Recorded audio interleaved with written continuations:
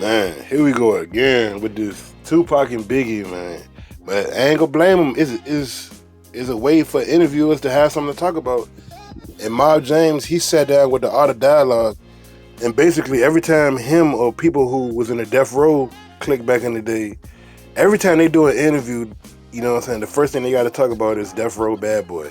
So in an interview, Mob James is basically asked, who do you feel was responsible for Biggie's death?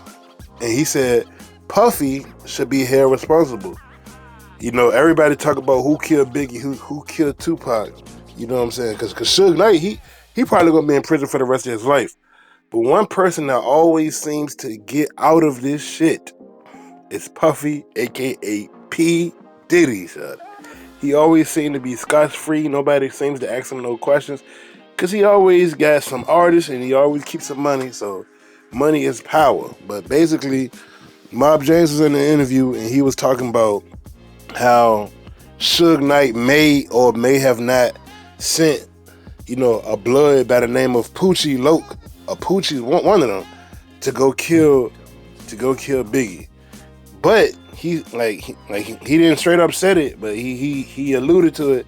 And then in the same interview, he was basically saying how come nobody ever looks at Puffy, because for y'all who don't know the facts, but everybody should know the facts by now. Come on, it's about to be 2022.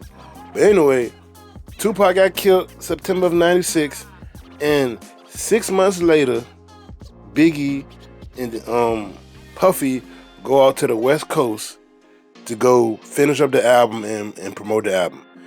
Mind you, they didn't have no business out there. Biggie was getting numerous death threats. Biggie said it in interviews. He's scared of his life. He's afraid for his life. He's afraid of what was to come after Tupac died. He was getting hella, you know what I'm saying, calls, death threats.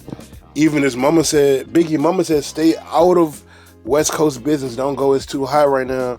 But Puffy see dollar signs. That's all Puffy see is fucking dollar signs. And he knew it. Even though he getting money in New York, the East Coast, he knows the West Coast plays a major part in making money in this music business. He know he got to go back and forth out there. And because Gene Deal, Puffy ex-bodyguard, he exposed Diddy ass from up top to bottom. He knew exactly what was the risk and the reward of having Biggie alive or dead. He knew exactly what was the cost of bringing Biggie to the West after he received numerous death threats. So basically, all Mob James was saying is Puffy should be held responsible, charged as something in the death of Biggie. Even Biggie mom said she never liked Puffy.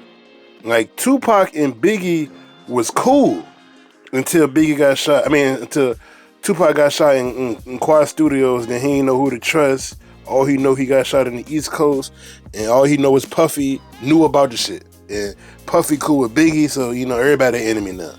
That's how Tupac was looking at it. And unfortunately, Tupac died, and Biggie went out to the West Coast, you know what I'm saying, because of Puffy.